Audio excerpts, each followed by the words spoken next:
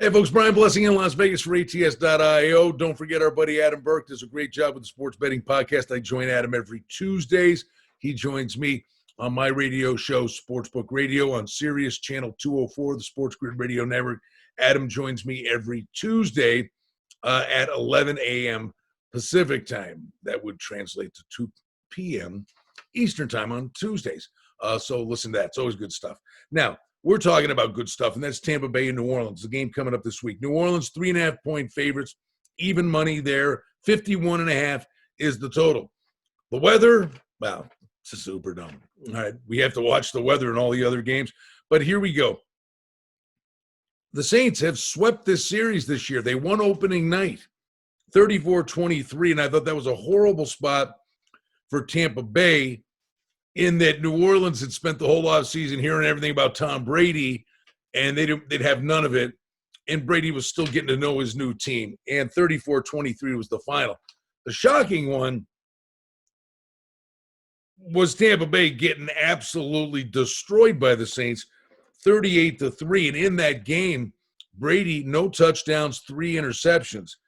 That was a beatdown. But here we go, and you know you'll hear this during the week. Let me be the first one to do it. Cliche, sorry. It's hard to beat the same team 3 times in a season. And is this a different Tampa Bay team? They beat the Redskins. 31-23 is the final. Brady, 22 of 40, 381 yards, 2 touchdowns, more than serviceable. And listen, that was not an easy game to win against that Washington defense. And oh, by the way, the kid Heineke playing his lungs out. What a great effort that was in that game. Survive in advance. All that matters, survive in advance. Tampa does that. Get another shot at New Orleans, a division foe. Bad experiences against them so far, but they know them. And Tampa Bay's kind of hit a stride here. Now, don't forget, Antonio Brown had just got there the second time they play. Brown is now a focal point of this offense. And you look at the weapons, Evans, Brown, Godwin, and Gronkowski, and break the tight end in the red zone. Brady's got weapons. Fournette had a good game. 19 carries, 93 yards, and a touchdown. Now, Breeze, they beat the Bears. That was a weird game. Final score is 21-9. That's funny. We talked about this last week. Thought the Bears might have something for them.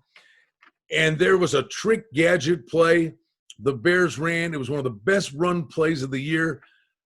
Trubisky drops a feather in, passes drop, changes the whole game. Bears hung around for the long haul. 21-9 was the final. Listen, Breeze had 265 yards, 2 touchdowns. It wasn't flashy. But the key, and this is what he's good at, 0 INTs. Did not turn the football over. And Kamara, another great game. 23 carries, 99 yards. They have the weapons. They know each other. 51.5 is the total. When Tom Brady's involved, rest assured, general public's going to get involved here, and this total's going to go up. And I think there's a chance that you're going to see 3s for a long portion of the week. Again, Brady and over money, it's been the way it's been all year long. I think it could be a fun, entertaining track meet. It's indoors, no weather issues here. 2 teams that know each other, probably don't like each other very much. Third time is the go-round, but this is the one that matters most. Who wins this one and advances to the NFC Championship game?